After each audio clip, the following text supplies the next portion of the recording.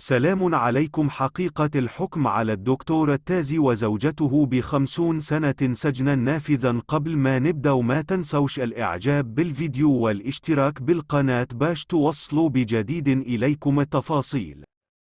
أثار خبر الحكم على الدكتور الحسن التازي وزوجته ب50 سنة سجنا نافذا عقب متابعتهما قبل أشهر في قضايا تخص النصب والاتجار في البشر جدلا واسعا عبر منصات التواصل الاجتماعي.